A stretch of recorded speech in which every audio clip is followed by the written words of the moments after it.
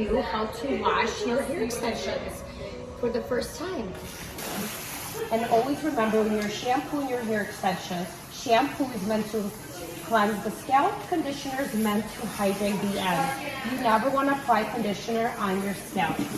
When applying conditioner, I always like to really run my hands through with the conditioner, really making sure that it's saturated really good. And then if you guys do have a nice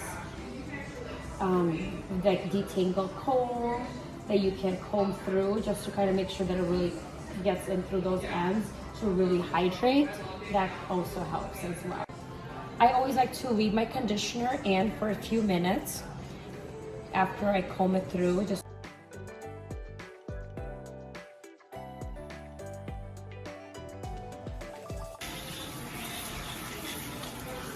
I always like to go ahead and do last rinse with cool water. Ready? So now that we washed the hair, we're gonna go ahead and apply our anti-tap. And with anti-tap, you don't want to overdo it. So you just slightly mist throughout the bonds, really making sure that you get all the bonds covered. I always like to add a little volume to the roots, just to kind of get a little bit more volume to blend into the extensions a little bit more. Alrighty, so when blow drying your extensions, you always want to go ahead and start blow drying the bonds first. So now, once you dry the bonds, I like to go in and section the hair section by section. I like to use a longer round brush through the back, and you take the section, make sure that you are blow drying with the natural hair into the extension. That's ready. Once you went ahead and brush that with your brush, you're gonna go ahead and start round brushing your second section. What I like to do to get the most blending with the natural hair into the extensions is I always like to grab a little bit of the first section and dry it together with my second section. That's why it all blends well together. So again, you're starting at the base of the hair, and then you're moving into the mid using your round brush.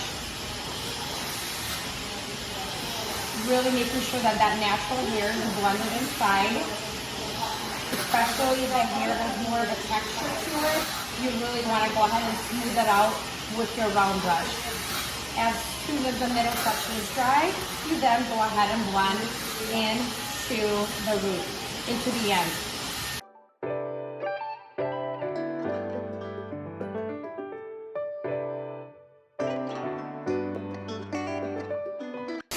Again, using a smaller round brush around the base area, I'm going ahead and smoothing that out into the extension, taking smaller sections to make sure that any curly and woolly hair is blended into the extension and it's nice and smooth.